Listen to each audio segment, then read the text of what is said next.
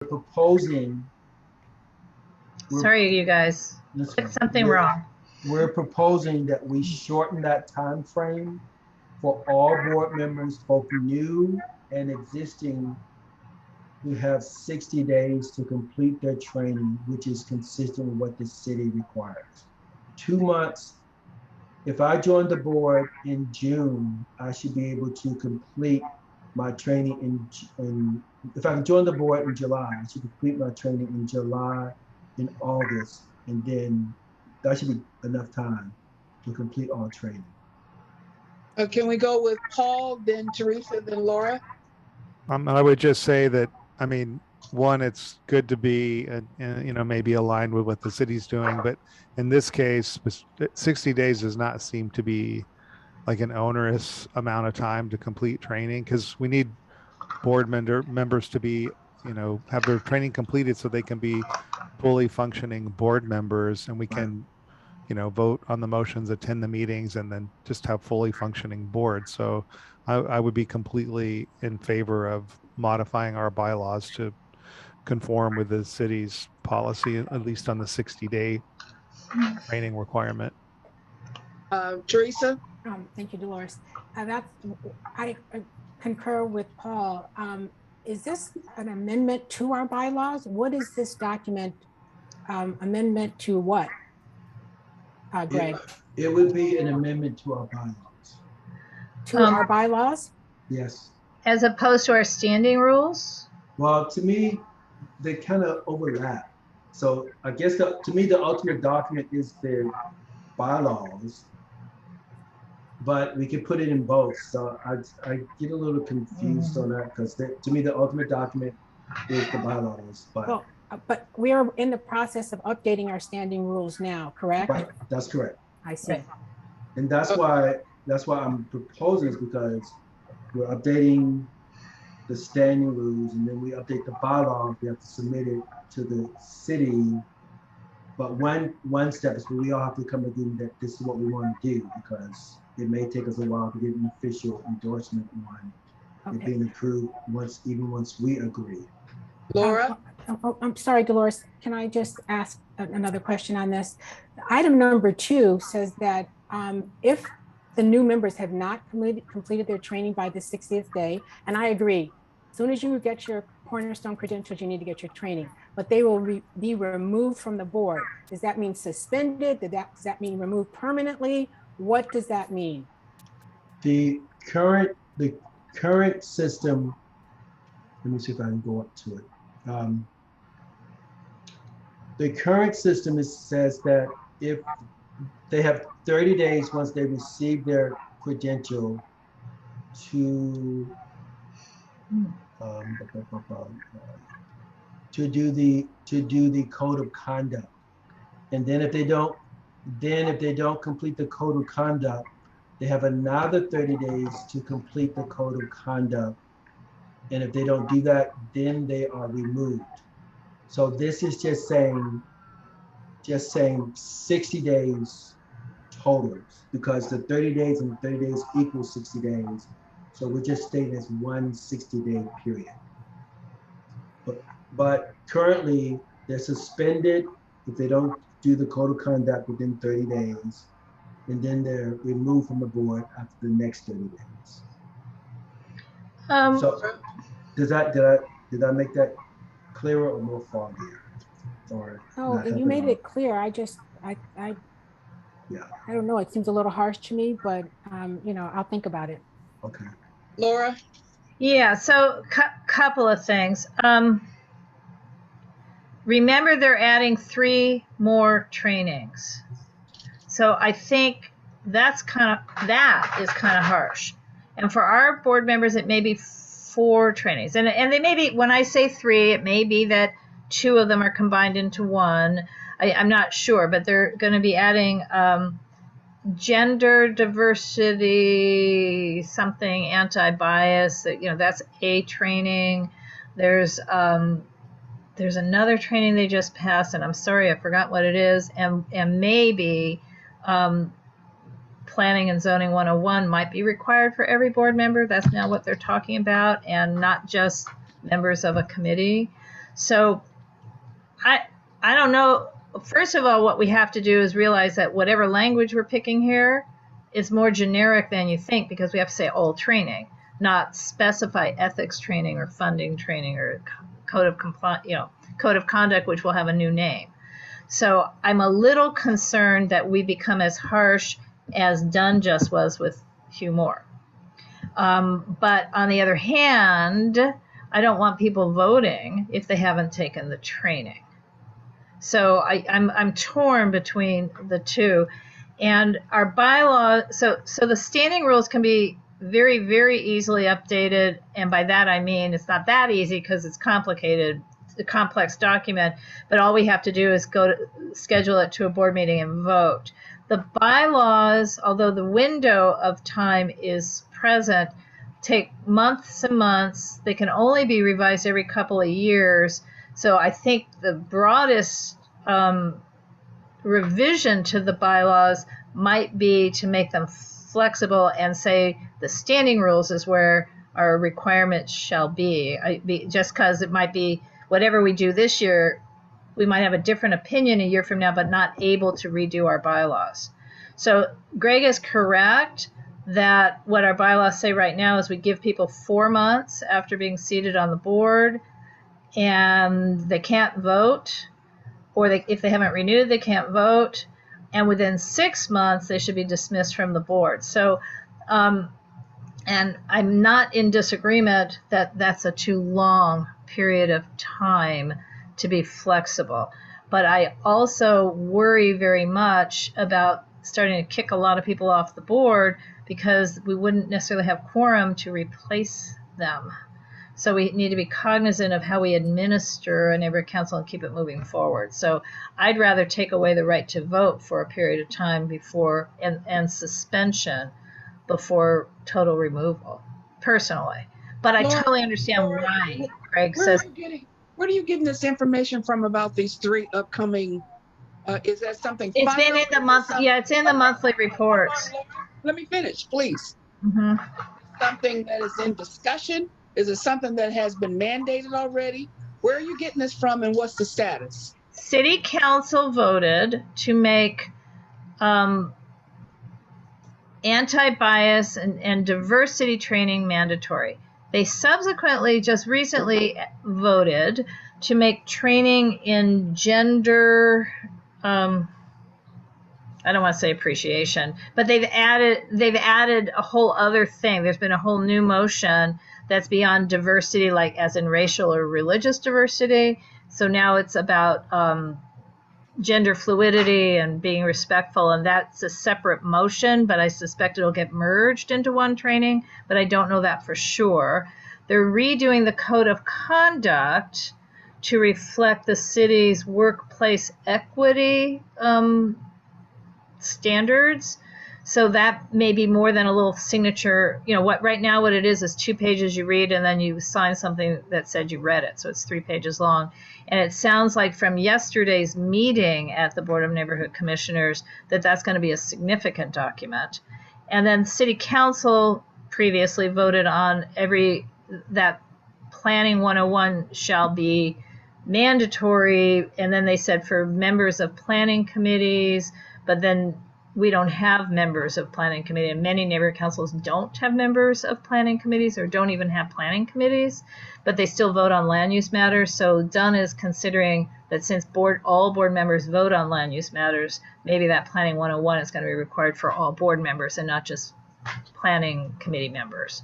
Because is this coming out of our commission meeting? The requirement for Planning 101 came out of City Council. Its implementation is coming from some measure of, I can't answer that. I don't know if it's the commission or if it's staff or both. So all these initiatives are coming out of City Council, but the implementation is coming out of Dunn. So supposedly the diversity training is happening sometime in the next 2 months. Okay, Greg, and then Rosie. No, go ahead, Miss Rosie. Go ahead. Rosie, how you doing? Hi, how are you guys? Can you hear me? Good, yes. Can you hear me? Yes. Yes. Oh, okay. is there any way to find out how long these trainings are? I think sometimes when they say training, people think, oh, is this going to be a 6-hour training class? Because I know there's some classes that you take, you have to sit there for, let's say, 3 hours, whatever. You can't force it to go forward. Maybe you could find out how long the classes are. So when we're telling them you have to do training, it's like, this one is 30 minutes, this one is 2 hours, this one is such and such. Because I think sometimes people feel, man, each class is like 6 hours. I don't have time to sit there for 30 hours to do, 5 classes. That's just a suggestion. Well, with regards to ethics is the longest one. It is two. Right. You have to do it at least 2 hours, and each section is three parts. Each part is 48 minutes. Mhm. And so you can go in and out, but you have to be, it's a minimum of 2 hours. The other classes are not that long. Right. So I can never understand when I was on the neighborhood council why people was taking so long to take the courses that really only took you 3-4 hours, and they were taking in 4 or 5 months to just do it, to complete it, and that makes no sense. Yeah, the funding is basically watching a video, and that's maybe 15 minutes. The other one is reading a document and signing it.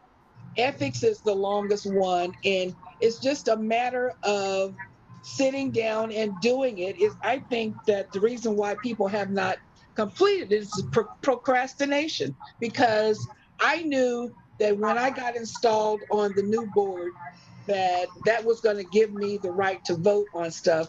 So I made it a point personally to sit down, and in 2 days I completed all the training that was necessary. So Correct. it's just a matter of people putting their mindset together and stop procrastinating and doing it. Greg is right. 6 months is entirely too long. I agree. And you're not properly representing your area if you can't vote. Right. Oh, I'm sorry. Let me get off my soapbox. Well, I was going to say, we're all real pistols here. Madam Vice President, so there is a draft modification that's been suggested. How would the board like to proceed with it? Should I send it out to the executive board members again to consider so that we can possibly present it to the general It wasn't board? on tonight's agenda. Yes, it was. Yes, it was. Well, hold on a second. Hold on a second. Teresa, while he's looking. Thank you very much, Dolores.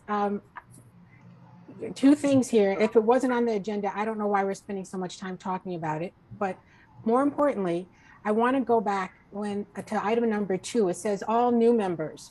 And if somebody is a new elected person, and I'm all for getting the training done. I mean, as soon as I contacted Gibson, I'm like, where's my Cornerstone login? I need to take this training. But if somebody is newly elected and they do not get the training, for them to be removed from the board, then that means will not be any representation in their community. Right. And I would like something else if we go with this, that people, as soon as, like during the election period, we need to let them know there is some training. It is very important that you take this training, or you will not be able to vote, or you will be removed. There needs to be something up front so everybody understands the importance, because just if we look at this new board, there are people who didn't take their training right away. And if that were the case, their community would not have any representation. So I just want us, if we're going to go this direction, to be very cognizant of that. So, Greg, was it on the agenda or not? Two items. Like when we were looking at the agenda for approval, there were several things that I suggested in my comments for the board. And this was one of the items that I presented. That training report, review training attendance, action review and approve proposed changes to UNC training requirements. A point of order, Madam Vice President, point of order. Yes, Teresa. Laura sent out the agenda and asked everybody to have it, the comments by the end of the day. Now, should she have given us more time or at least sent out the agenda Monday through Friday? But Greg did not get and respond to that agenda until 8:55 that evening. So his items were not on the agenda because she had to send it into Dunn. So, you know, legally it is not on the agenda. But I want to say that to have us be on call on the weekend might not be the best thing. If we could get these agendas Monday through Friday, that might be a little bit better for everybody. Laura? Okay. So a couple of things. Greg, I think these are the same suggestions you and Hugo brought forth to the executive committee in June, but Nancy had said for standing rules, but that they conflict with the bylaws, so she didn't feel they could be in the standing rules, so we dropped it. I'm not sure we can't have standing rules that in effect are stronger than the bylaws. What I was going to say is I don't remember exactly what her objection was to it, but these are the same suggestions, right? Yeah, these are the same things we've been talking about for months. Correct. So you and Hugo, no, but my recollection is you and Hugo wanted these changes, but Nancy said they would conflict with the bylaws. And I am not sure it matters if our standing rules supplement our bylaws in narrower. I think it'd be a problem if we make them more flexible. I don't think it's a problem to make it less flexible. The point is, if that's an amendment you would like to make to the draft of the updated standing rules, the question becomes, and we're all over this agenda, are we going to have standing rules on the September board meeting agenda or not, which we're not even there yet in this agenda? Because if we are, then it'd be a simple matter of proposing that amendment by Greg. But I think as a executive committee, just technically, I don't think we can propose that amendment because that's really not on this agenda. But it's been discussed before. There's a lot of good arguments in favor of what Greg is proposing, but I just feel like it can be proposed when we have standing rules on the agenda at the governing board, whether it's this coming governing board or the one in October. I think that's the efficient way to handle it, if no one disagrees, or if everyone agrees. Oh, we're way behind. I mean, that too, but we can't take a vote on it tonight, as far as I can see. Right. Then the other thing, because I wasn't finished my other point. But I do have attendance to go over. Wait a minute. That's my other point. Greg, finish up, please. Okay, I just wanted to say that to everyone, for everyone that is new to the board, I contact them to offer them assistance. I don't leave them hanging. I don't say you're on your own. I reach out to them and say, you have any questions, let us help you. And I do it several times to make sure everyone's okay. So we know it's a hassle with doing this stuff. So we do reach out to people to support them. So yeah, we're very loving and supportive that way of our people. So, all right, so that's it. That's it on that. All right, next on the agenda is... did you want the attendance? I'll just be specific. Isaac has missed way too many meetings, and he's not fully trained. So he missed April, he missed May, he attended, he was absent for the June 3rd meeting. So he missed April, May, June. No excuses. He was at the second June meeting, June 29. Then he missed the retreat, and then he missed the August meeting. So he's well beyond what's acceptable. And the only email I had gotten or text from him was something about, I have to meet with my kid's coach, but I'll be at the meeting later. But he didn't, whichever meeting that was, he didn't show. So it definitely needs a contact, but he is certainly not participating in a manner that means he's representing Area 1, which happens to be my area. And then the other person whose attendance has been erratic, imperfect, but he's on and off is Carlos Carrick. But he's trying. So the one meeting I didn't take attendance in was the retreat. So I don't remember if Carlos was there. I know Isaac was not.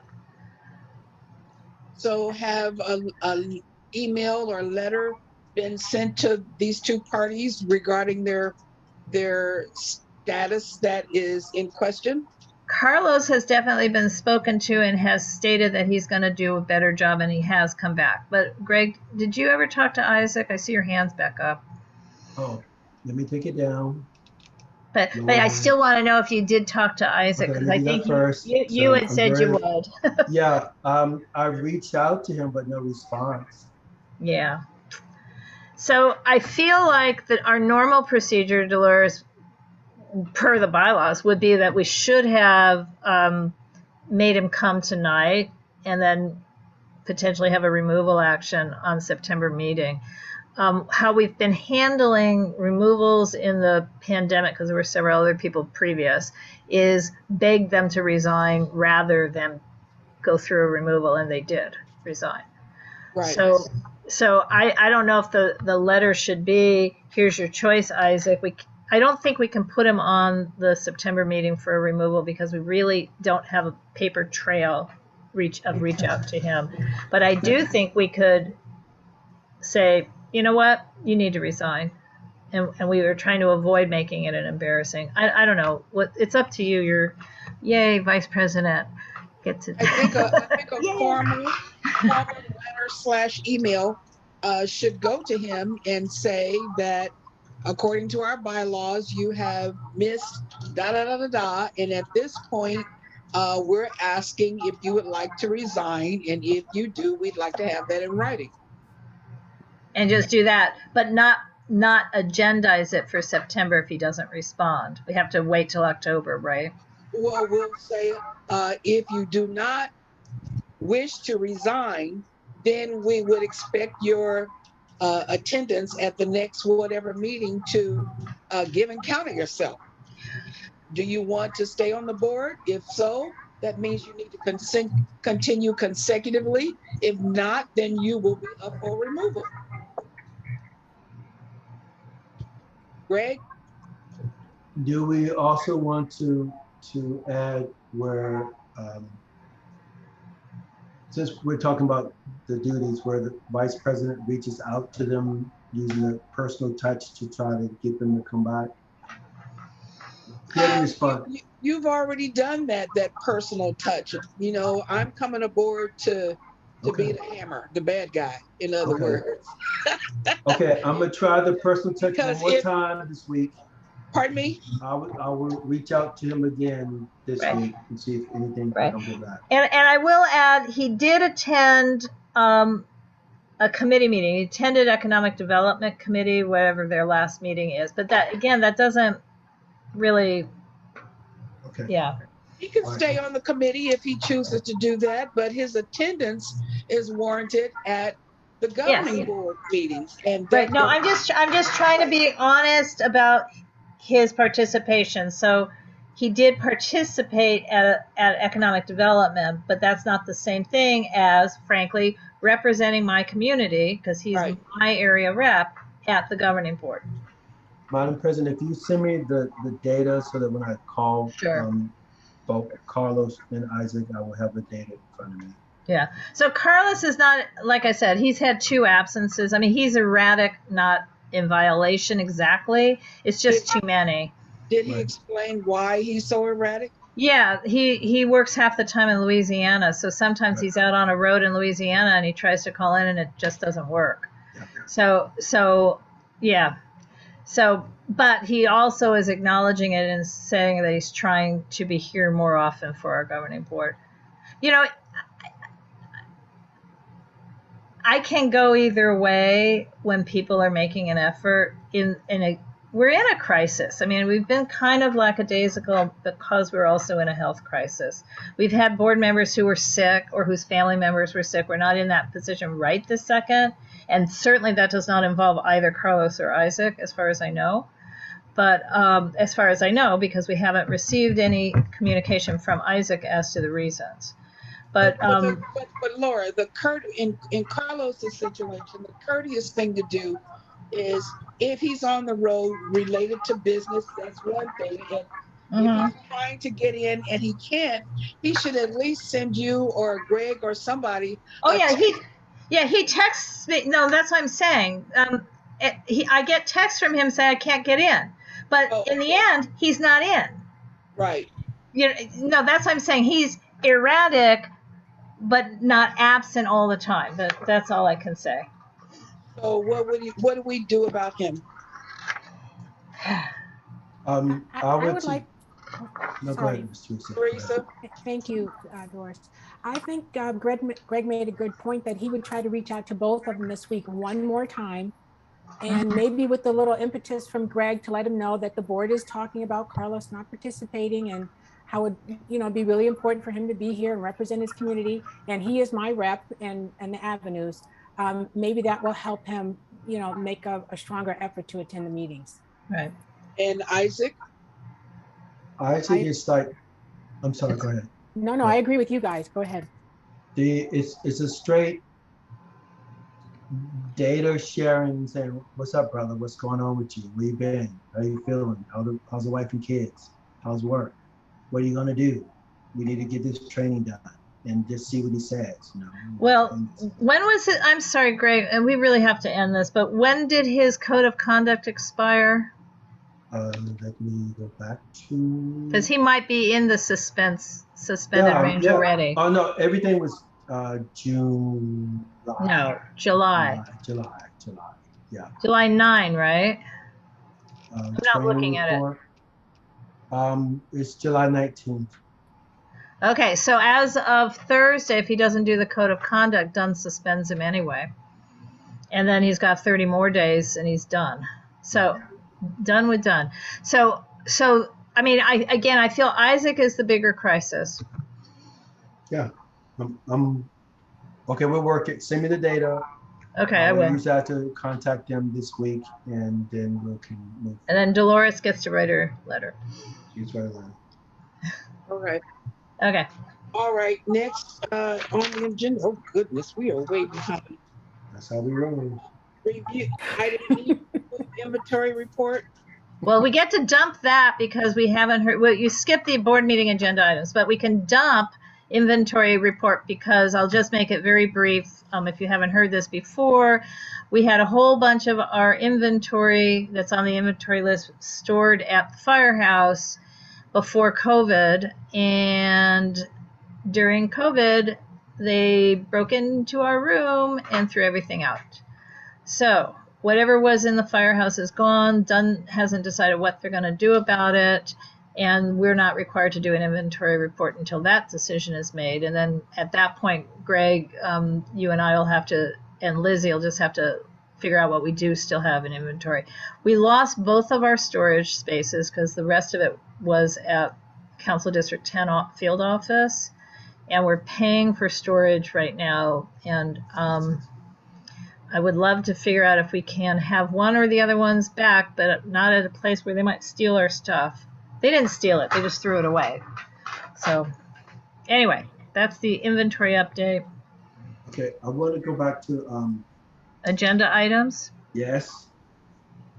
I just want to say, I agree. Yeah, I submitted stuff like late at night because that's when I got to it. But yeah, I would like for us to do our best to get the agenda so that we could submitted our input in a timely manner and make sure that whatever we have on the agenda. Okay. So, and I agree with that. But again, we have established that if you want something on the agenda, whoever you are and whichever committee it may be, including executive, you are to, whoever you are, to email the committee chair, in this case it'd be Dolores for executive, by the Thursday of the week before. So there's two issues here. One is getting the items to the person, whoever it is, preparing a respective agenda in a timely manner. And then B, producing that agenda in the case of executive for the executive committee to approve. So it's two different issues. I will say consistently, nobody sends in agendas on time. Nobody. Before, I would send out a notice to the full board, Right. ask if there is any items that they want on the agenda, and that they had to have it back to me by, like you said, the Thursday by noon that Thursday. Right. There's always some stragglers, but the main course is by the noon on Thursday, so we can get the stuff in to the city. Right. So, so that is actually, I think you guys, you and Denise had allowed that to stretch till Friday, but we re-voted last year to move it back to Thursday. Yeah, you're right. Just because Friday was becoming untenable in terms of getting stuff out. All right. I will modify my practice. I will start submitting stuff. Right. But I think the agenda item is governing board agenda. Right. So I will tell you what I know to be true at this moment in time as to what's on the governing board agenda. There will be, well, there's a request. I mean, we have to approve this. Communications Committee would like to have their branding presentation and logo presentation on the agenda and acted upon. They are properly having a meeting again this week with that agenda, is that item as the sole agenda item for an action from the committee. Planning and Zoning Committee is having a deep dive into the housing element. The deadline for comment at the city level is September 9, so that's what the Land Use Committee is moving forward. I'm losing. Committee appointments, committee chair, co-chairs, alliance reps, etc. So the big question is, Nancy had requested that the standing rules be finalized as well on September 2nd. And that makes for a really heavy agenda, but conversely, one of the changes being proposed in the standing rules is to make what the committees exist more flexible. So right now, if you look at the current standing rules, I don't mean for you to look at them right this sec, but in the current standing rules, we have a specified list of standing committees. Some of those committees haven't had a chair or a meeting in years, and we have other standing committees which we have voted to adopt to have. So one of the big changes proposed for the updated standing rules is to instead be much more flexible. Require the only three required standing committees would be executive, planning and zoning, and outreach. Department of Neighborhood Empowerment requires outreach. And then a list of committees that may include these or others. So it's just a more flexible approach. So the question would be, if we don't do the standing rules in September, that means we need to agendize each of those committees, whether or not, each of the ones in the current rules, whether or not anyone has even expressed interest. And if that's okay with you, then we can delay the standing rules update. But just know it will take time at the committee appointments discussing committees that don't exist, if I'm saying that right. And then we have the funding request, Laura. And the funding, absolutely, and the funding request. And there will be at least one CIS, from what I understand. Dorit has one that she's preparing and has asked that the CIS committee meet. And yeah, I mean, things that are on this agenda is only the funding request, right? For moving forward from this agenda, but also the MER. I mean, the normal things, the treasurers, the presidents, the treasurers, the secretary, right. All of those things. Because we'll have minutes from Teresa, right? Yes. Yes. So I mean, all the normal standing things. Greg, your concern is that you want to know what everything is at this point, and the problem is that we don't always know. We always know there'll be land use, but we don't necessarily know if suddenly a case that's been dormant for 5 years has a new deadline. I mean, we might, and if we know it, we need to do it. We don't know which CISs, but we always have a place on the agenda for community impact statements unless there are none. So that's the issue with trying, with your comment. I mean, I did read what you wrote, that you want to know exactly. And it's hard to know exactly on all things. So I'm giving you as exact information as I can at this point. Okay. So And these are hefty items, unfortunately, this coming month. So are you going to have Congressman Gomez Yeah. on the agenda? Yeah, and I mean, well, it's not a yes or no. They asked. I guess I should discuss this out loud. So, Greg, the other thing that you were objecting to on the last one was how many government officials were on the agenda, and we've already, Dolores and I got a request this evening, early evening, from Jimmy Gomez, who's a congressman for for the area, our area, but north of the freeway, so not all of yours. Most of you probably have Karen Bass.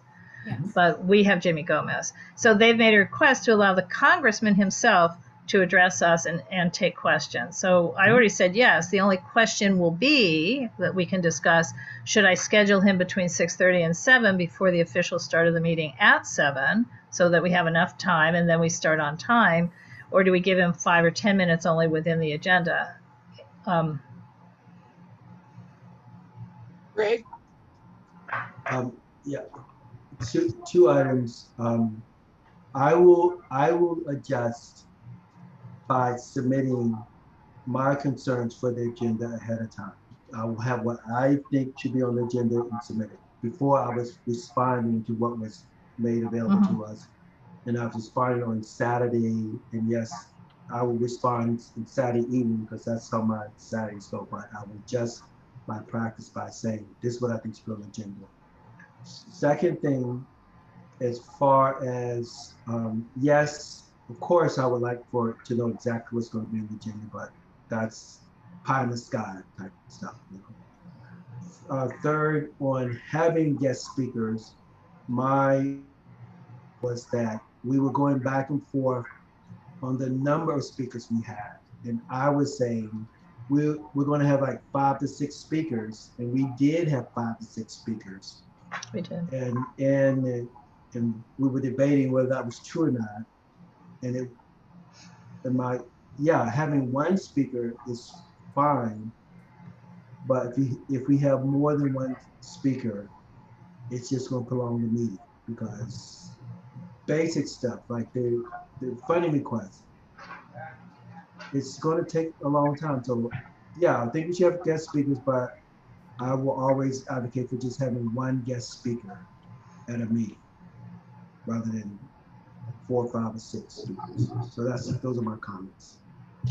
So, I yield the floor.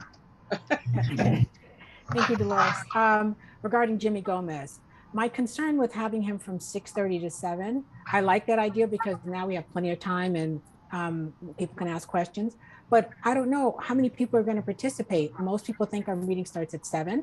So to have him there at 7 and have more participants, I think is more deserving of a Congress person. Yes. So This is why I floated. Okay, so I would choose to have him at 7. Okay. And giving him 5. oh, Just regarding the timing for the congressman, have we been successful in the past in marketing? I mean, this is essentially a marketing exercise to be like, hey, we got the congressperson going to talk to us early. Show up if you want to be heard or you want to hear what they have to say. And then hopefully there's spillover and more people hang on for the meeting. Does that work? Has that worked? Am I up? yes. Okay. So the answer is yes. When we, and it was, I think, Denise, maybe Jeff, but I think it was Denise that started us having the 6:37 presentations because we don't have to have quorum to have the presentation. We can just start and keep going because we're calling them presentations before the call the meeting to order time. What happened, so we do get a lot of people and then they leave, so that's not necessarily positive. But whether it's a politician or we did the presentation on Black History Month. I mean, in other words, people do like to come. It's just then they leave. So it's maybe good and bad. The issue has become that some board members who are like just tired and overwhelmed with us, they not only now don't, they don't show up at the 6:30, they're still late for 7. And twice we had the guest speaker got to keep talking because we didn't have quorum until 7:10 or 7:15. So I don't know that we would have had quorum at 7 if we didn't have a 6:30 speaker. That's a reverse crystal ball. But having speakers does, bring people out. They don't necessarily stay from your marketing point of view.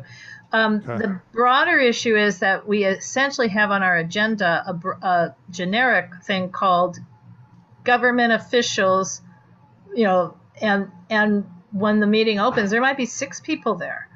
In other words, this last month I put a couple of names on just because I knew they were coming, right? Jennifer Perkins from the mayor's office. I mean, I just knew they were coming because they had contacted me in advance. But there's no guarantee they wouldn't come again and again. And I do feel personally that one of our key roles is to bring the government present to our stakeholders. So when the congressman says, I want to come, it's like, okay. I mean, Dolores, I didn't even ask you. I'm so sorry. I said, sure. but I wouldn't have ever said no. The only question for us tonight is, should I make it real special and have him come for a longer presentation, from 6:30 to 7 or 20 of 7 to 7, or should I just dump him into government officials slot on the main agenda? Or should I ask them what they think? Oh, I was going to say, I mean, it makes sense to ask them what works best for them, but then kind of deferring to Greg's comment, if we do slot them in for the government section, if we can just limit it to this congressman and no one else, if that's possible. If the mayor's representative shows up, I'm not going to say you can't speak. Right. Yeah, I mean, not just because it's rude to her, but because I feel like she might have something important to say to the people we're serving, which is the stakeholders. Right. So I don't know. Last month was a bit of an aberration when we got so many. I will tell you that if you look at the agendas for our surrounding neighborhood councils, like Nandisi and Empowerment Congress West, the first 45 or 50 minutes on their agendas are a long series of government officials, and they all show up. We have never done that. But I mean, they take up a huge amount of their meetings with these 5-minute presentations, and they arrange them in advance. I mean, Nandisi has 3 council members, so you have to give it 15 minutes, not just 5 minutes to the council office, for example. So I don't know. Can you guys permit Dolores and I to play this one by ear? You meaning talk to the congressman's office and see what they're really planning? Yeah. I'm okay with that. I would just say if we do decide, or they decide they want to come early, then it would be nice for us to know so that we can advertise that. And so I agree with Paul that we need to get the word out to our people. Either way. So I want people to hear Mr. Gomez. Right. So. And because I do know a lot of our members, our board members and also residents are asking, when is Mark Ridley Thomas coming to talk to us? I don't know. I've asked. Well, now that we know he's not running for mayor, he may never come. Right. But be that as it may, whenever he comes, I'm not going to limit him to 5 minutes. No. Yeah, so that might be another sort of 6:30 to 7 adventure, I think. Right. But anyway, when we advertise that Congressman Gomez is going to be there speaking and have the floor, maybe he'll change his mind. Maybe he'll show up and hog the time. Yeah. Yeah. Anyhow, play it by ear, Laura. Well, not by myself. I'll play it by ear with you since you're on the email chain anyway. Okay. All right. Can I make a motion that we approve these items for the governing board meeting? Are we done with that? Oh, Yeah, more? yeah. I mean, you can. Well, are there I other? have nothing else to add that I'm aware of in this moment in time. Okay, so then go ahead, Teresa.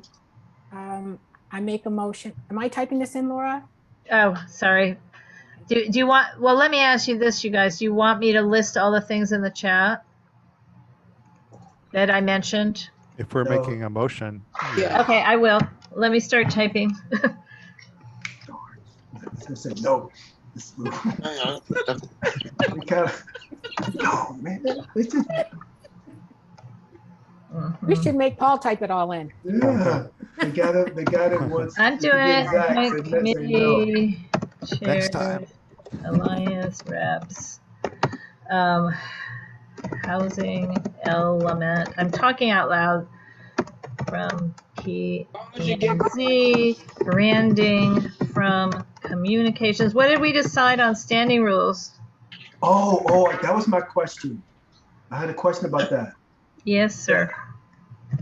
Okay, so I just see where we're going in circles about this. We said standing rules we're going to vote on, but then I said the change to the training, and then we said we're going to put that in standing rules. And so Right. I just feel like it's a never-ending loop. It is a never-ending loop. So when we do the standing rules, am I presenting the training suggestions to Nancy's presentation of the standing rules? Well, here's my question. Do we want to try the standing rules but limit it to 15 minutes? And if we don't get done, we don't get done again? I don't think that that's possible. Okay.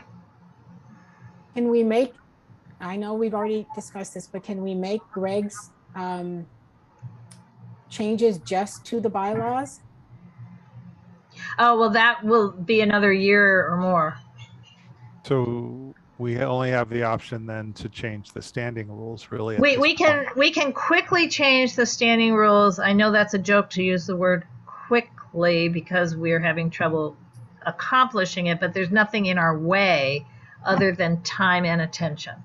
Would it help the discussion to move it along if we had someone like Gibson to weigh in to sort of make a blanket determination that it's okay to have more restrictive standing rules than what the bylaws? We know we can have bylaws more definitive standing rules than the bylaws. The purpose of the standing rules is to be more definitive and flexible and be able to change them to go with what we're doing in time. I mean, the thing is, we would have already adopted these standing rules on the 29th of June had we not lost quorum. The reason they're not adopted is we lost quorum. However, we now have a new iteration of the board. So there's no guarantee that it would be a bing, bing, bing smooth ride because we have new board members. So the other option would be schedule a meeting that's devoted to the standing rules.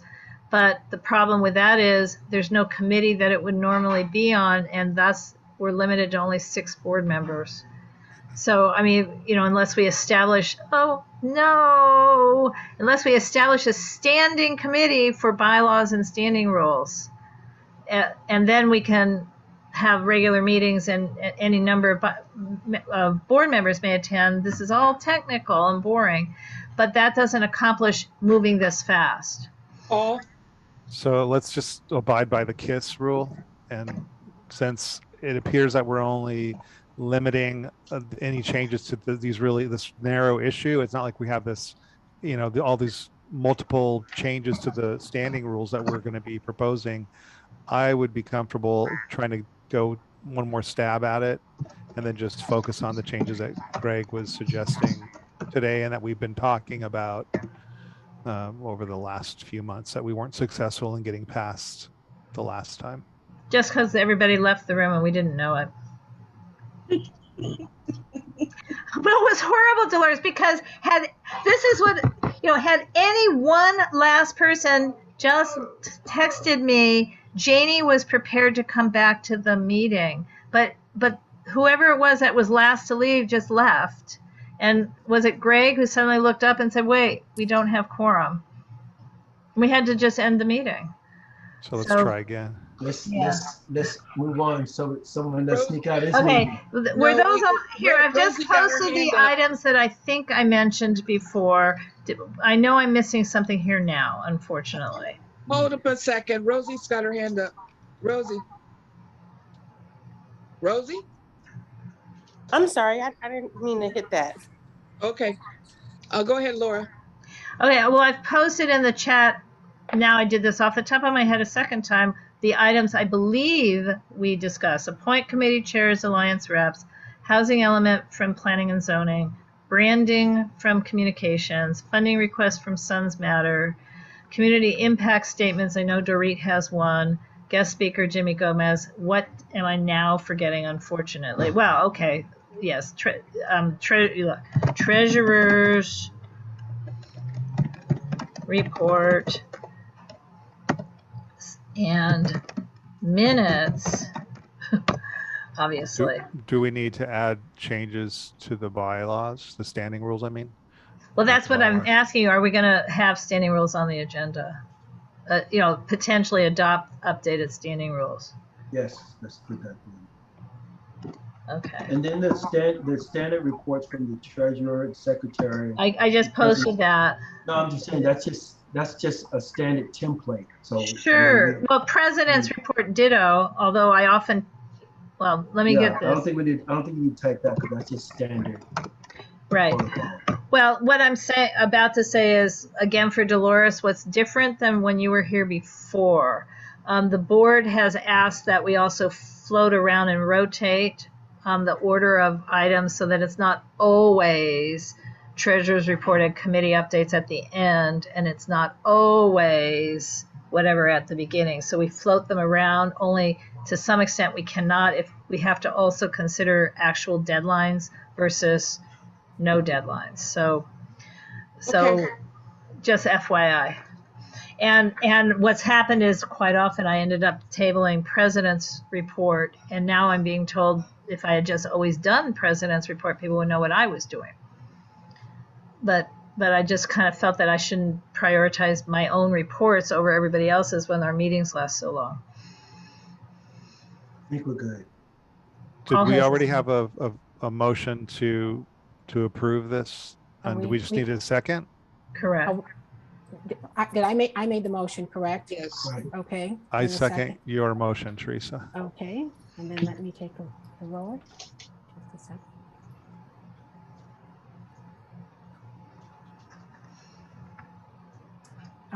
Dolores Spears, Dolores, Yes. Paul King, Yes. Laura Myers, Yes. Teresa Masonette is yes, and Greg Jackson. Yes. And Greg is yes, the motion passes. Yes. Am I muted? Okay. Next is item F, update on the board member handbook. I would say if any. So the short version of this is that it's based on the standing rules and the bylaws. So once we get that straight, then we're good because it's just combining those items. So there's no need to look at something we looked at in the, yeah, that's the short version of it. So when we get the standing rules, we'll put that in. We'll take whatever the current version of the bylaws. I think we have them in the handbook already. They're new. We have a new version. So I want to make sure we have the correct version in there. Dolores and I are working on that. The template's the same, the maps are the same, and then once we get that, we can just say that's this. So will I drive you crazy when I tell you there's yet another thing that Bonk is doing? Who? They've really revised the proposed digital media rules. They haven't adopted them yet, but I was going to have Nancy take a look at them because they've actually changed them in such a way that it might be a document that we'd want in the handbook, even if it's another year before they're adopted, because they really are talking about how government officials, that'd be us, should be doing social media. There's a weird draft that was online that has too many crossouts and redlining, But one of the things that has changed is the Brown Act has changed again related to social media. Okay. Okay, Okay. is it anything that is going to affect what we do in this year? I missed that.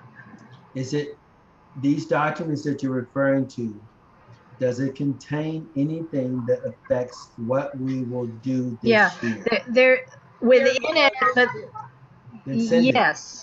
Send it to us so we can look at Okay, because what's Just send it. within it, yes, what's within it affects, even if we have to go to the underlying document, it's the way the update to the Brown Act and its relationship to what you can do and not do on Facebook and Nextdoor and things like that. So that's a state law.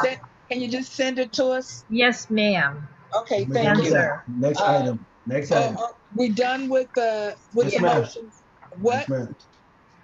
for We're done. the? Would you stop? Dang.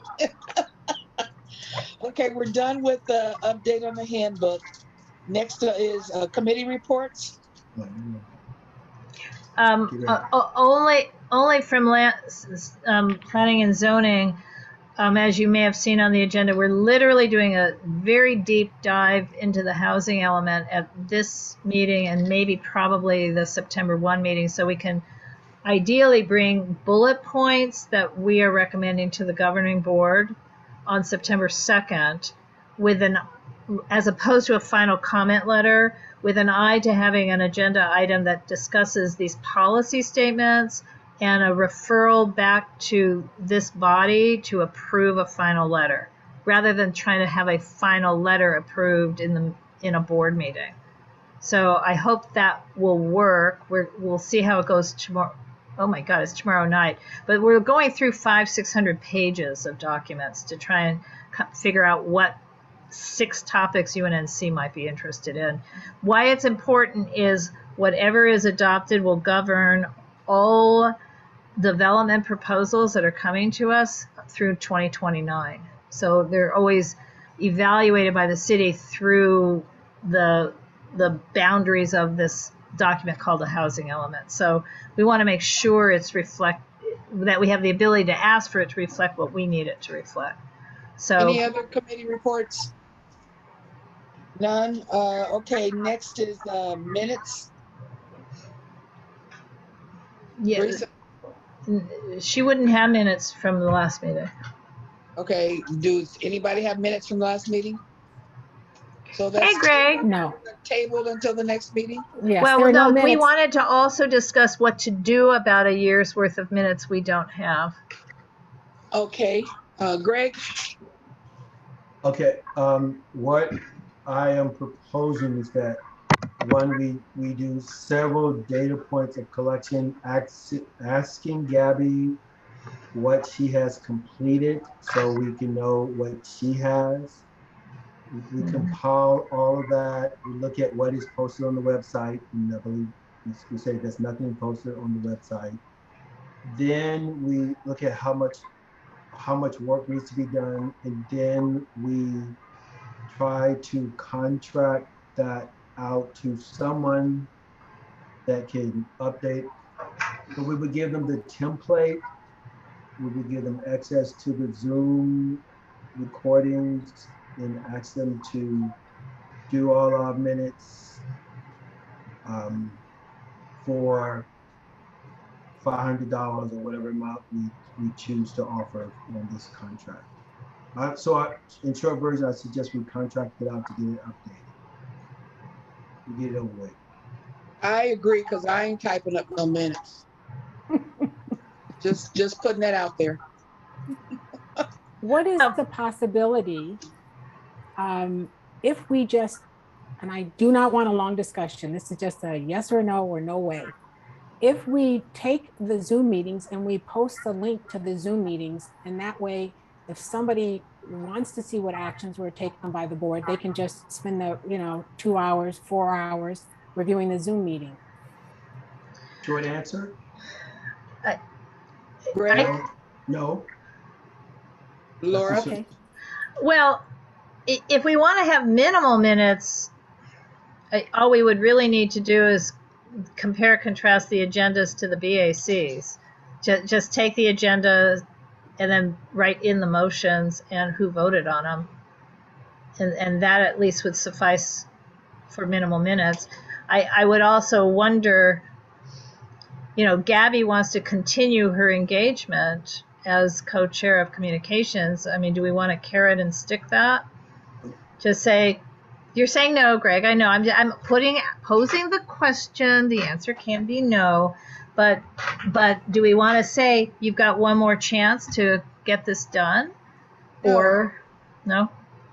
No, we had the conversation. You said what happened, and so she didn't do it for whatever reason. We need to get it posted on the website. So let's just contract it out, unless everybody's going to take a piece besides me and type it up. Just saying. Yeah. But you don't want to do the minimal way, just take the agenda items and go to the BACs. But we can contract that out. But that can be contracted out also, Laura. Right, but it'd be a cheaper contract because they're not listening to 12 times 4 hours. That's fine with me. Paul? I was just going to say, if that's like the minimally acceptable volume or quantity of minutes, just because we don't have the resources really and to do it, we should just do it that way. Agenda and the BACs, and we're done. Whoever does it. Okay, I will say that if we are just going to do the agenda and match up the BACs, I will take that on, not to have done next week, but I will, once I get access to the drive where all the BACs are located, I will go through and, try to match those things up. And this is for 2020? Yes, the year 2020, July 2020 through June 2021. It's too much work, Teresa. It's too much. I'm sorry, what, Greg? It's too much work for her. It's okay. Too much. I don't want to do that. We just didn't give Sandra money because, maybe for some other issues too, but we didn't give her money because we don't have money. We don't have money. But and how much do you think we can get somebody to, are we going to get like a student intern, or who are we thinking about doing this? Well, that's two questions. Okay, sir. So the first question, we will have to see how much work it is first, and then we would have to price for each item how much we think it's worth. But I would say maybe $500. But to me, that's worth it, because I don't want to put this on anybody, any of my peers, board members, to get it done. I just rather say you have a month to do this, and it's your $500, and you can just use the rollover money for that. And now that we have them on the hard drive, the external hard drive, we could just say, here you go, here's the hard drive, review each meeting, and then prepare the minutes. Right. Okay. I just want to do that too. So. Is there any mandated deadline that we have to get this done? There's no mandated anything, because Dunn already made a determination, because we're not the only ones with this problem, that Zoom recordings are sufficient, but we want to do it. Teresa? Okay, yes, thank you, Dolores.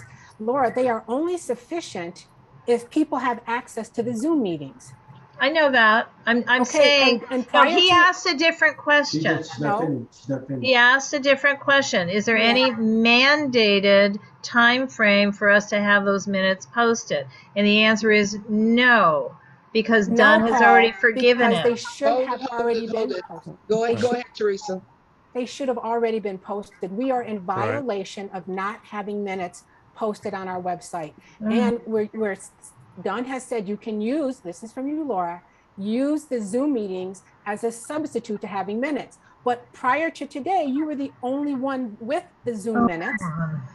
That is true, Laura. So there are other people who want to know, wait a second, we can't look at the Zoom meeting. We have no idea what's happening, what was voted on.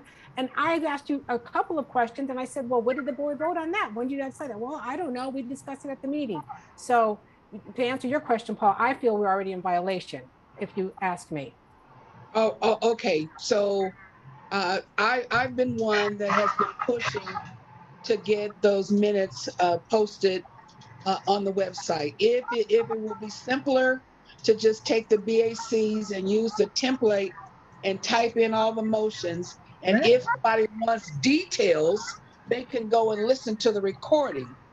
The reason why I've been pushing this, Paul, is several years ago, we ran into a situation with one of the board members that we had to have removed, and he went and got a lawyer, and they were demanding records from this, that, and the other. And so we don't have those records for the last Right. year, and we need Got to it. get those records. So that's why I've been pushing this. Go ahead. I understand. I think, I mean, if, are the Zoom meetings posted now? So No. at least as, okay. Cause I mean, No. in terms of a record, that's probably a more accurate record than a written minutes, because minutes don't capture everything.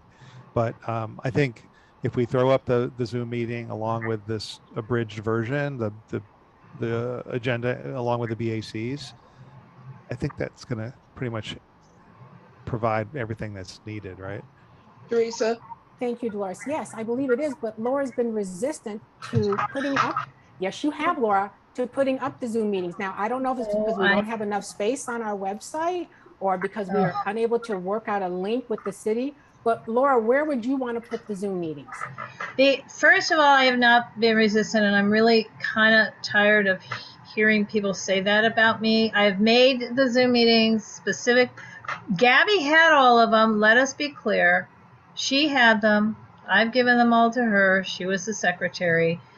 I had also asked Raheem how this was going to happen. We finally figured it out in April with Lizzie, not Gabby, working with Ann and Doug at our web people, and they decided the way it can go is to have our YouTube channel be the thing that posts the meetings. It can't easily be on the website, but we can have a link on the website to YouTube.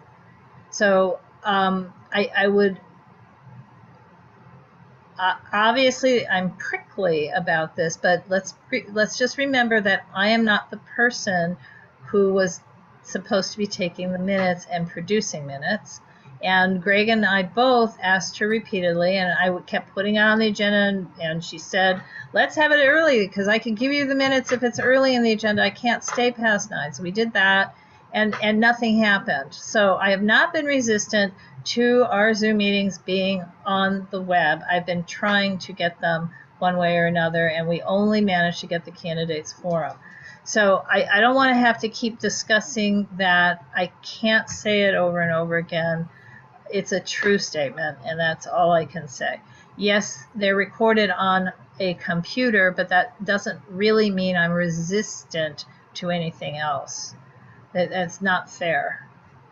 Greg and then Teresa. Teresa's hand was up before me.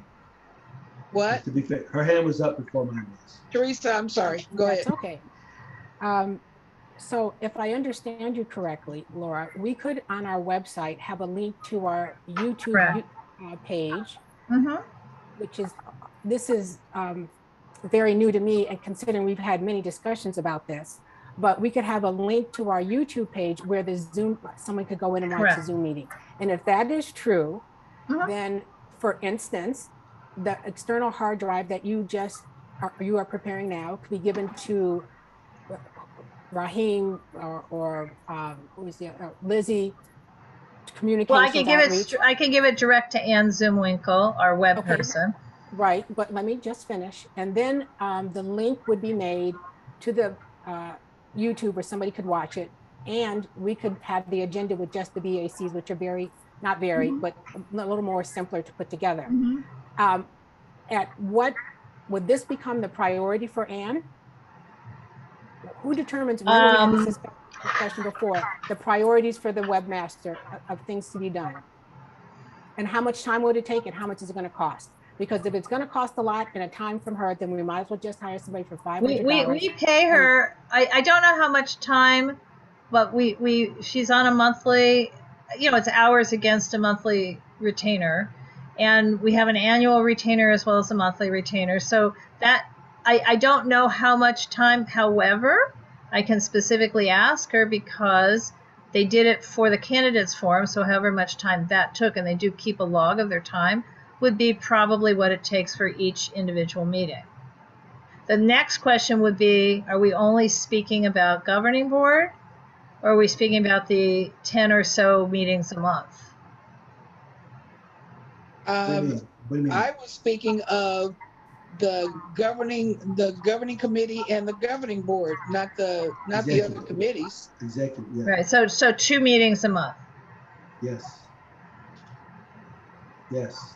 Because Yeah, I can call Ann tomorrow and just ask her how much time. Greg? Yeah, Gabby was responsible for the executive committee and the governing board. So that's what I think we're talking about. As far as posting stuff to YouTube, if we have the file in the YouTube channel,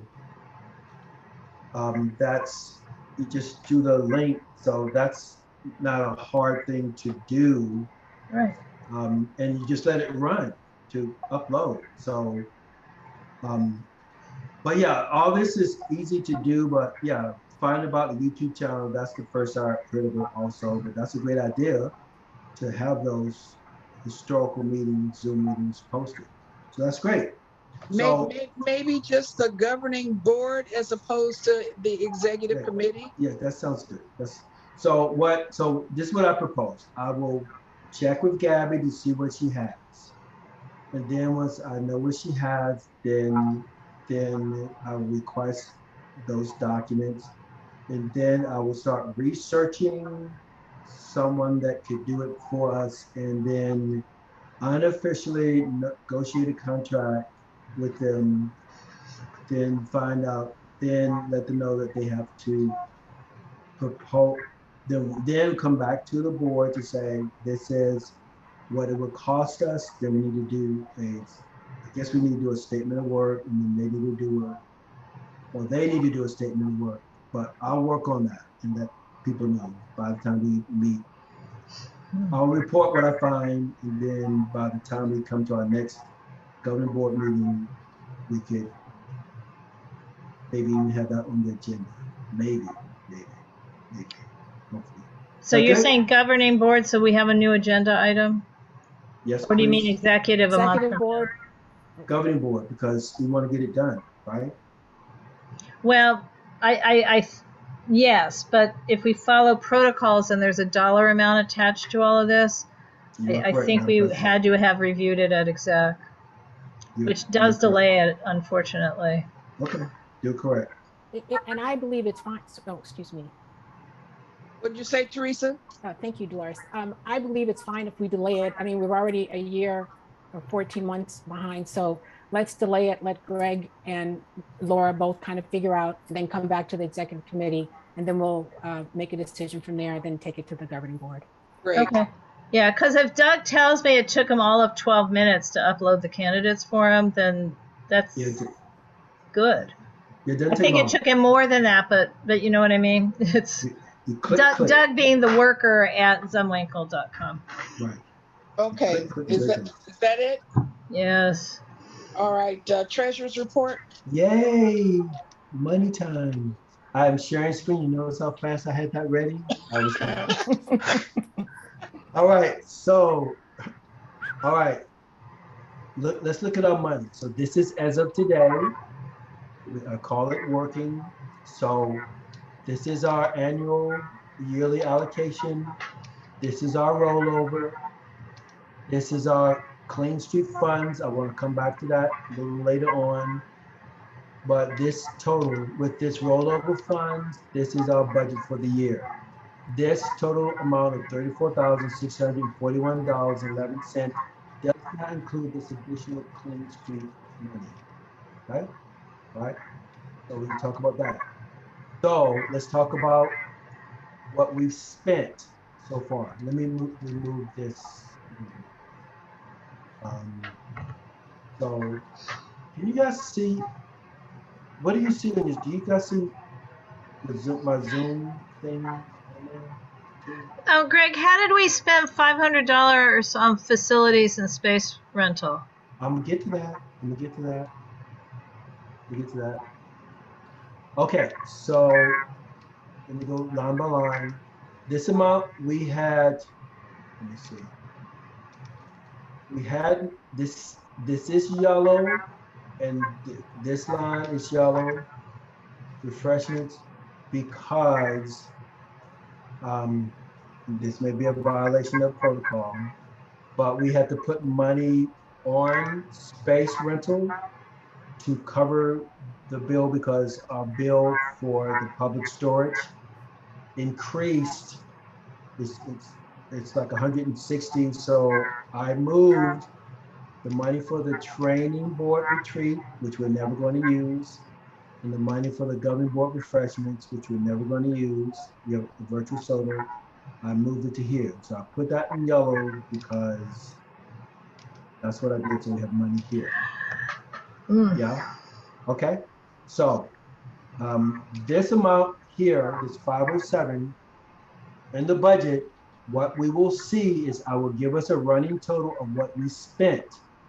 This 507 is from, let me move this. Yeah, no, I know what the 507 is. It's the category I'm concerned about. Okay.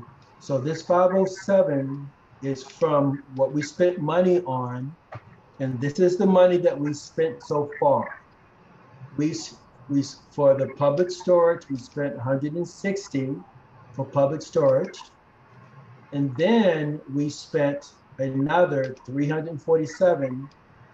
It says Gregory D. Jackson. That's not me taking money away, but that's just reimbursing Gregory D. Jackson more for what I paid for the storage from last year. So that these two amounts come up to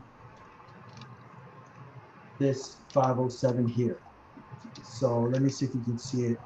It doesn't, so see spending B5 and B3, that's comes from that worksheet there. Does that make sense? Yes? Yeah, no? Yeah, but I'm doing some math. Give me a moment. Okay. So that category was supposed to incorporate the facilities and space rental. Is supposed to be including the cleaning fees that we expect we'll be paying from January through June when we start our governing board meetings in person at the senior housing, the Gramercy Apartments on Washington. So I didn't realize you had put, I mean, in other words, the original amount was $1,200. I see you've added to it, but I'm not sure you added enough to it because the public storage has also increased. So I come up with 2,800, 2,867 on the, basically what we've spent plus, the $160 a month now that the thing has increased plus $600 more dollars. So I just want to make sure we have enough money in that category. Okay, and we can add more money to that category because, Madam President, when we come down to this miscellaneous fund, which is really not miscellaneous, but I have to put the rollover money somewhere. Notice that this amount is the same as this amount. I put, just for ease of operation, I put all the rollover money here for this very purpose as we see what we need to adjust money for. Okay, so that's that. Other money that we spent $415 on the phone system. I guess the annual bill for the ringtone, the answering system that we have. We spent $1,312 on our web page. And so far this year, we spent $2,235.84. Okay. And then, so we're coming down for our total budget. that will give us, I have a concern about this number here, but that gives us, suppose it 35.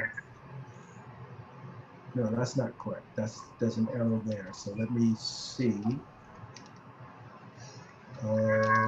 Special account.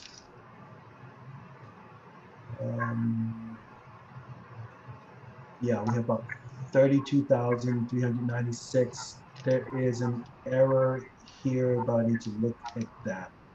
But the amount that we spent is correct because this is over our balance.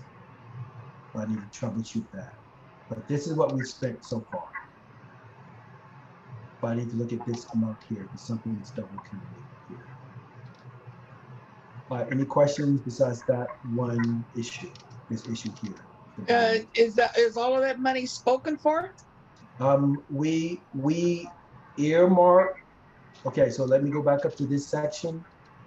It's spoken for in the sense that we put the money on lines, but it's not necessarily allocated. So I will use the word earmark, but not allocated. So we have $1,000 for advertisement. We have $5,000 for event expenses, which we may not have. We have $3,000 for neighborhood specific project and then school projects, which there was some discussion on that.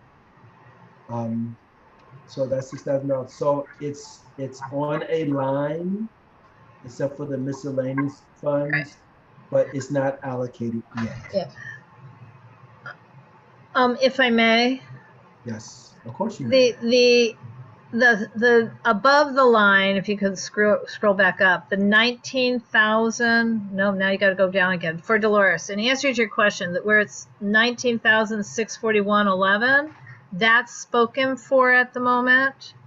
Everything below that is easily movable. We're hoping that some of the stuff above that line might be able to go away. Like if we get free storage, we can stop paying for storage.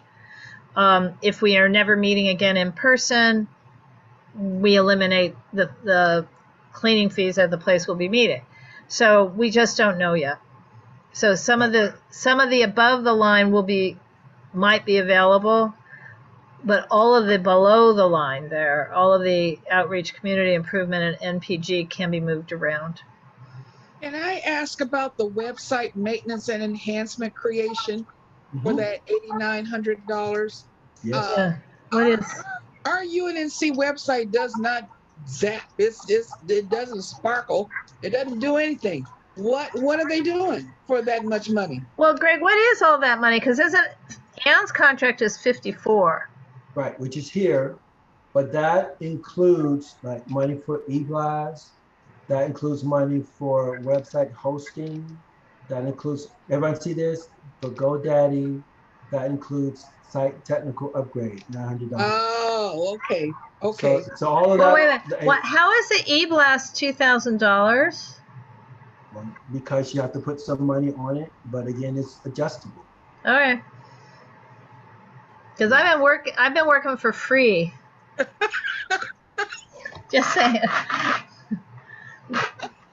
Okay, so as I'm looking at this, I do have some concerns about, like, there's a reference here. I need to look at that.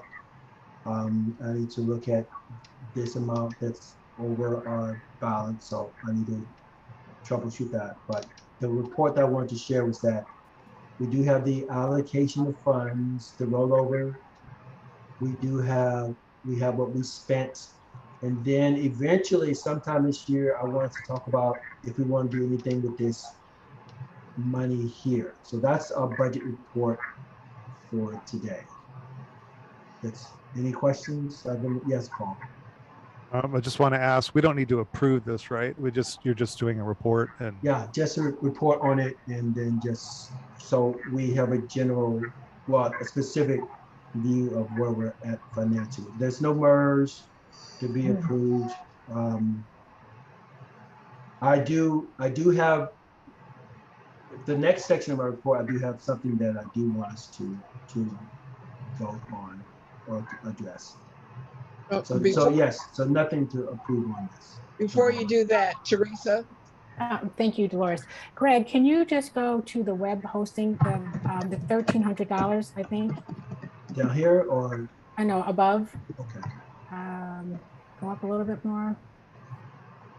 That we paid out this month, right here. Yes. The 13, yes, is that's the fee that goes to Anne? yes. And Okay. that comes from, we look here. So what I will also do is, this section here is supplemental to the actual budget report, but this will show us where the monies that have been executed. So for Okay. Ann, this is from Ann, Right. which So is really a bill from last year, but we paid it this year.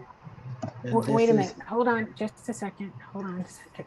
I want to just go back to my other question. So the $1,300, is that like a regular monthly bill where she does 10 hours a month and that's what her no, fee is? no, That amount varies based on how many hours she puts in. yes. So what we have allocated for her down here is this, we said, 5,400. yes. Right. So Okay, I see that. yeah, I see that. So each month she is chipping away at that more or less. yes, that's Okay. correct. Okay. So That's the 1,300, now you said that's from last year, from 2020? Let me Greg? just, yeah. No, Greg? Yeah. Okay. So we had a bill at the end of the year and it didn't come in time. And so in order to pay her for her services, we said, submit your bill later. And that was the amount that we paid last month with the first of the year in July, which this date here, we paid this amount because the bill didn't come in time. Okay. So excluding that one, are her other bills, are her other invoices coming in regularly and we're paying her regularly? Yes, Okay. she's pretty good. She's pretty good. Yes. Okay. All right. Thank you. And again, we just need to be mindful that the budget is our guiding document, but it is not, it doesn't rule us, but it just keeps us mindful of where we're at. And I will keep us mindful of what we said we were going to do, but we have every right to say, we want to take all money from everything, all these little footnotes, and say we want to build a monument to Paul on the corner of 21st and Gramercy. We could do that. We might go to jail, but we could do that. So we have the ability to reassign our funds. Okay. So anything else on this? What is Ring Central? The telephone service. Answering service. Our voicemail. Oh, okay. All right, that's it. Okay, so that's that item. The other item that I want to report on, some stuff sharing that, was that there's projects from last year that the city is still working on that, let me take my hand down, that the city is still processing, and those things are going along fine, but I will keep checking with my point of contact. I do have a concern, and I brought this up in my report last month or early this month, is that I am concerned about the 31st Street tree planting project, about the vendor that we selected to do that. I believe that they are not able to deliver what they said based upon my conversations with the person in charge of executing the budget or the contract. And I'll make my recommendation, then I'll answer the question that you have. My recommendation is that we should pull that contract, cancel that contract. If we do that, that money may or may not come back to us because that money may have to go back into the general fund to the city. But our hope is that that money would come back to us and go into the rollover fund. But I make this recommendation because I don't believe that the company has the funds to support the 3 years of watering that they said that they were going to do. Now with that, I'm open for any questions or concerns that people have. Teresa, then Laura. Okay, thank you, Dolores. When we met the other day with this company, I don't even know what committee meeting it was. When this gentleman from Cal Greenworks asked us to provide a letter to UFD, the Urban Forestry Division, to help solidify his company to do whatever, I was very concerned with that, as you guys, Laura in particular, may remember, because I was like, why do we have to give you a letter? You were trying to, you should already have a relationship with them. Also, I wanted to see the minutes where the board voted to hire this company, but there aren't any minutes, and I don't even know if there's a BAC. But I'm in the camp with Greg. I feel, and all I can do is go by my feelings that uh, I'm not sure this company can get those trees planted on Jefferson. And one of the reasons why I even ran for office because of, and Laura knows this, Dolores probably too, I came into a meeting and you guys, Dolores and Helen, were talking about trees on Jefferson. And a year and a half later, the trees still have not been planted. Now it's 2 years later, and there are still no trees or anything moving forward on those trees. So I know there is a lot of back and forth, blah, blah, blah, blah, blah. I really don't give a shit, to be quite honest with you. I know we might lose the money. Greg just said we have some extra money. The point is that community is deserving of trees, that the plan has been in work for a long time. So plans have been in work. So let's just go to KYCC. Let's just be done with this, get those trees planted and move on to Washington Boulevard. I'm totally done with this whole situation, to be quite honest. And so I agree with Greg. We need to forego this company. Laura. Yeah, there really is a whole background because that Jefferson Boulevard started with KYCC, and we initially voted on it in October 2019. So I was Dolores at the time. I was the vice president, and it was a funding request. And it was to match a Lonnie grant. And lots of things happened after that. And that included Lonnie, I guess, recommending to the folks on 31st Street that they not go with KYCC, that they go instead with Cal Greenworks, which is the company Greg's talking about. My feeling at this moment in time, and Greg, I'm happy to send the email, I would like us to immediately send an email, even in the morning, because I don't think we need a vote for this, to not just Shauna, but to, oh God, I'm losing her name, but the gal who does the contracting for the clerk. Rachel? No. There's no, for the city clerk, there's a specific person, I'm forgetting her name, who writes the contracts when the NPG is above 5,000. It's the same person who writes the contracts for Ann Zumwinkle. And I've had to deal with her because treasurer handles money, president handles contracts, with the clerk.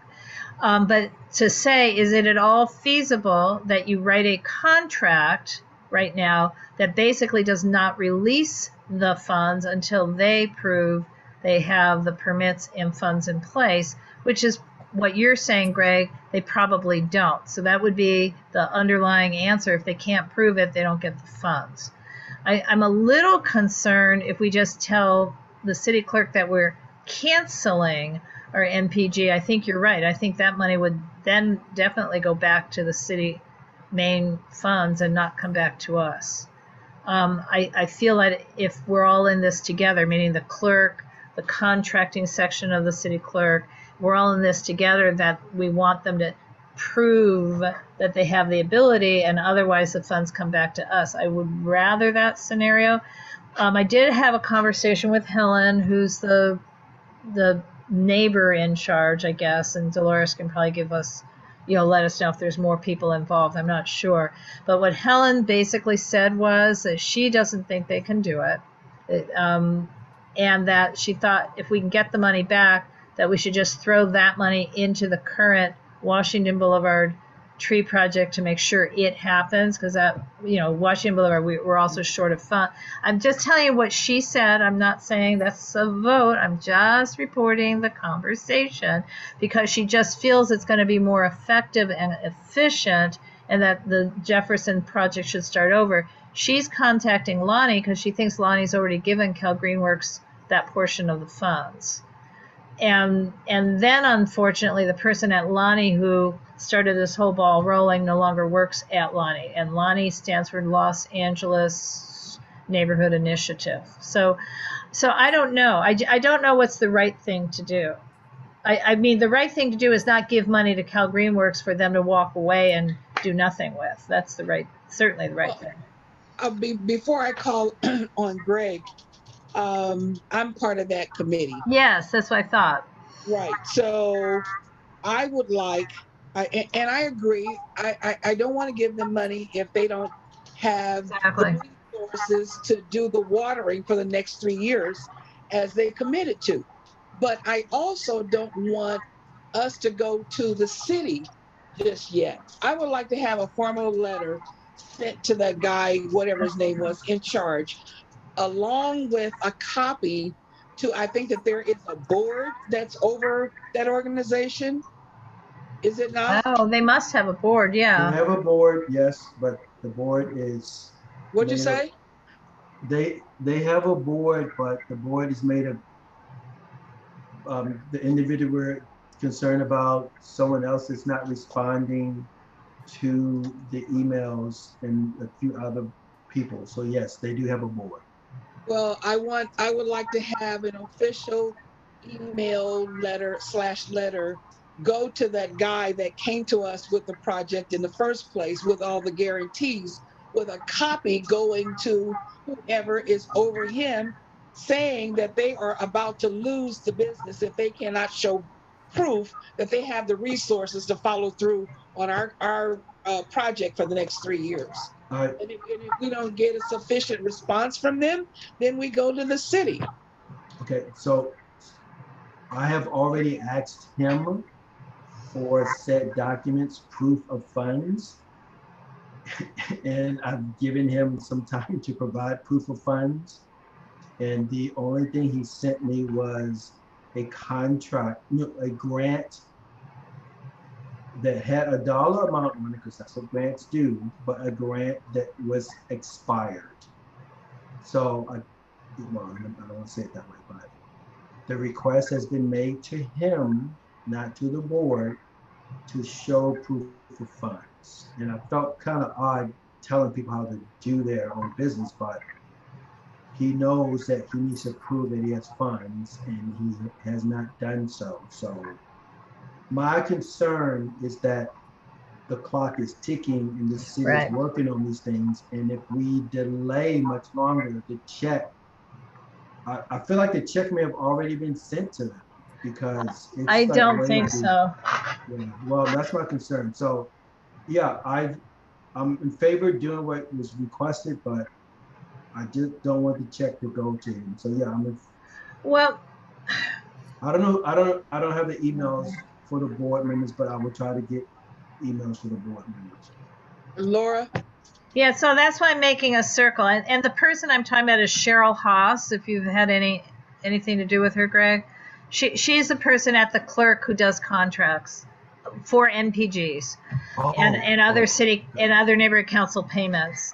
So I hear what everybody's saying, but if we haven't said in words out loud yet to Shauna and to Cheryl Haas and to Melvin Canas, their boss, we have some concerns about this.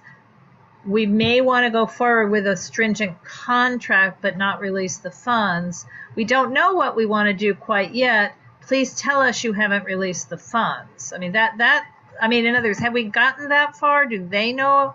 Cheryl, no, excuse me, not Cheryl, but Shauna knows that we have concerns about this, and Shauna knows that we are looking into it, and she just says, keep me posted. And she has said, at least the last time we talked about this, not this week, but last week, that the check has not gone yet. My question is that I guess this would be a question that when we come to the place that we talk to the city, is to say to the city, can we just switch vendors for this? Rather Well, we than have to cancel do it. a new vote. I don't think we can just switch vendors on an NPG because if it had been a community improvement project as we sort of started out, I think we could just switch vendors because it's just us paying a vendor. But this became a grant to a 501c3 organization. So if we're going to switch it, we would need the money back. And then we re-vote a new NPG with current funds, which would be the money back, but it'd be in our current budget to KYCC, or if there's yet another one. But, you know, at this point, we have a good relationship with KYCC, I feel. My only concern is that we committed to Cal Greenworks that we were going to do the funds. Right. And if we take it away from them, I don't know if we would be liable for a lawsuit. So that's fair. why I want something in writing to go to them and his boss to say, show us that you have the resources, otherwise we're going to pull the contract. Okay. I think we need, and maybe it becomes from my union training where with management, when you're going to do something, you have to notify them first before the action is done. So I'm thinking we need to put them on notice that if they can't show us they have the resources to provide for our contract for the next 3 years, we're going to pull it. Right. Do you think we should just do both these things simultaneously? Meaning making sure the city doesn't issue the check and you know, and is prepared to do, because the other issue is, what if they show us the money now, but then they spend it in Hyde Park tomorrow? Right. So I'd rather have both, where they show us the money, but that the contract. So again, because it's more than $5,000, my understanding, I think, is that the city will enter into a contract that's associated with the check. And the contract could say the check won't be released until blah, blah, blah, blah, blah, a certain thing. Like the permits. I mean, I couldn't tell, Teresa, could you? It sounded like they still are asking the city for the permit. I mean, he even said you have to identify the locations. They are. And we have identified the locations. They are. They're still trying to get permits. Yeah. Yeah. I mean, the locations were identified as the very first step. Yeah. They're trying to get permits and trying to get contracts to do the work. Paul? I have to get going, so I just wanted to give fair notice that I'm going to hold on as long as I can. Oh, good grief. It's 10 o'clock already? We got to go. Everybody up at 10. Okay, can we just say, let's do both things? I mean, I don't think we need to vote. Let's compose and get a strongly worded, fair, objective, but strong letter to Mike Meador, however it's pronounced, and Cal Greenworks. And Greg, you and I figure out, what exactly we put in writing to the city clerk, not just a phone call, in writing, just saying, we've been thinking about it. We really, for this project, want a very strong contract that requires that they show us the permits and the funding maybe even in a escrow account, a standalone account before the funds are released. But just let's do both things at the same time, because I feel like everybody's feeling like the time is running out. Okay. I will also forward to all of you the chain of emails conversations that I had with Mike to address these issues, so everyone's in the loop about it.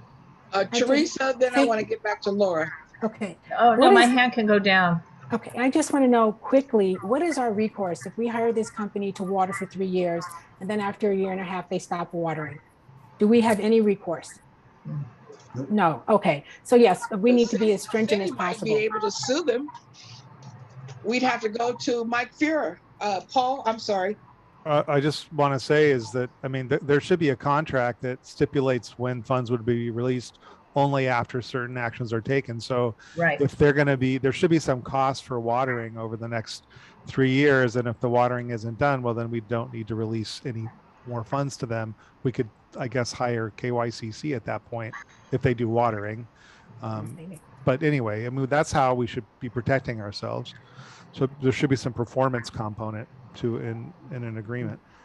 Laura, then Greg. Yeah, you know what? They said they had the grant, right? So maybe they need to do the first year of watering and our funds are held for a future year of watering. If the city will allow our funds be hanging around that long. Greg, you're saying no, because it's an NPG. See, we're in that catch-22. We got to send out the funds. And the issue, if I may, is that from the city's perspective, they're only focused on this year, and our funds is for this year. The reason why we entered into a contract with them is because they said they could do 3 years. Okay. So we need to act fast because the city says, oh, you contracted for a year and therefore you got a year, because that's what they focus on. So that's where we're at. It's almost done. So you're gonna do the letter to Cal Greenworks, Laura? I can work on it. I think it shouldn't be just me. I mean, I'll write it and then and send it to me, and I'll take a look at it, Laura. Right. I'd like to see it also. Okay. Oh, okay. Well, then I don't need to see it. Yeah, you do. Oh, okay. Yeah. Theoretically, and so would Greg. So we'll all see it. But can we? Are we getting ready to close shop here? Yes, we are. Yeah. Let's go to the leave button. I'm hovering over the leave button. Old business. No old business. Okay, meeting adjourned at 10:09. Okay. Good night, Thank you. everybody. And does anybody besides me? I mean, I'll get the chat, but if you want the chat, Teresa, you know how to get hit the 3 dots and you get it to your computer. Yes. Bye. Shalom. Okay. Hello. All right. Good night, everybody. Good night. Okay. Good night, everybody. Okay. Good night, Laura. Good night.